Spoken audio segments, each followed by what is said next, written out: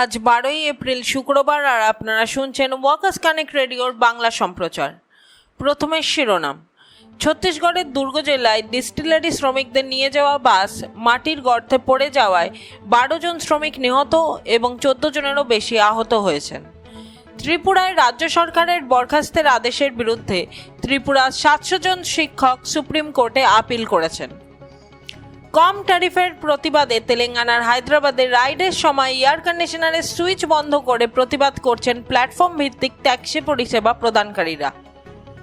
ইতালিতে ভূগর্ভস্থ জলবিদ্যুৎ কেন্দ্রে বিস্ফোরণে 7 শ্রমিক নিহত ও 6 জন আহত হয়েছেন। এবং অলিম্পিক দায়িত্বের জন্য থাকা পুলিশ কর্মীদের মতন সমান সুবিধা প্রদানের দাবি করে ফ্রান্সে টাকশাল কর্মীরা ধর্মঘট শুরু করেছেন। এবার বিস্তারিত খবর। ছত্তিশগড়ের দুর্গের কুমহারি এলাকায় অবস্থিত কেরিয়া ডিস্টিলারি শ্রমিকদের বহনকারী একটি বাস ছিটকে মাটির খনিতে পড়ে যাওয়ায় 12 জনেরও বেশি শ্রমিক নিহত ও 14 জন শ্রমিক আহত হয়েছেন। রাত 8:30টার দিকে শ্রমিকরা সাধারণ শিফট শেষে বাড়ি ফেরার সময় এই ঘটনাটি ঘটে। আহত শ্রমিকদের রায়পুরের All India Institute of Medical সায়েন্সে নিয়ে যাওয়া হয়েছে। 700 জনেরও বেশি স্নাতক শিক্ষক 2017 এবং 2020 সালে রাজ্য সরকার কর্তৃক তাদের জারি করা অবসানের আদেশকে চ্যালেঞ্জ করে শীর্ষ আদালতের দ্বারস্থ হয়েছেন। 2014 সালে ত্রিপুরা হাইকোর্টের একটি ডিভিশন বেঞ্চ ঘোষণা করেছিল যে রাজ্য সরকার কর্তৃক জারি করা চাকরির নীতি আইনে খারাপ এবং 10,000-এরও বেশি শিক্ষক নিয়োগ বাতিল করে দিয়েছিল। শিক্ষকরা সুপ্রিম কোর্টের দ্বারস্থ হয়েছেন এই দাবি করে যে তাদের নিয়োগে সে সময়কার কার্যকর নিয়মগুলি কঠোরভাবে মেনে নিয়ে নিয়োগ করা হয়েছিল এবং তাদের মাসিক পারিশ্রমিক রাষ্ট্রীয় কোষাগারে খরচ করা হচ্ছে এবং দুর্নীতিবাজ কর্মকর্তাদের দ্বারা অপব্যবহার করা হচ্ছে।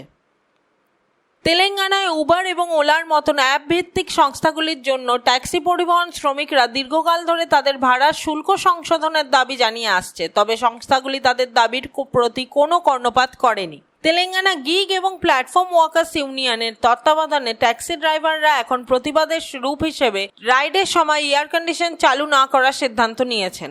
গ্রীষ্মের তাপমাত্রা 42 ডিগ্রি পর্যন্ত বেড়ে চলেছে এবং এয়ার কন্ডিশনার ব্যবহার বর্তমান শুল্ক হারে ট্যাক্সি ড্রাইভারদের পকেট থেকেই যাচ্ছে, যা প্রতি কিলোমিটার 10 টাকা। শ্রমিকরা আশাবাদী যে গ্রাহকদের হস্তক্ষেপে তাদের কোম্পানিগুলির সাথে আরও ভালো শুল্কের জন্য আলোচনা করতে সাহায্য করবে। এবার আন্তর্জাতিক খবরের দিকে এগিয়ে যাওয়া যাক। প্রথম খবরটি ইটালি থেকে, যেখানে বোলোগনায় একটি জলবিদ্যুৎ শক্তি ইউনিটে বিস্ফোরণের ফলে 130 ফুট গভীর থেকে আরও 2টি মৃতদেহ উদ্ধারের পর মৃতের সংখ্যা এসে দাঁড়িয়েছে 7-এ। অ্যানেল গ্রিন পাওয়ারের বর্গি প্ল্যান্টে রক্ষণাবেক্ষণের কাজ চলাকালীন টারবাইনে বিস্ফোরণের ফলে এই দুর্ঘটনাটি ঘটে।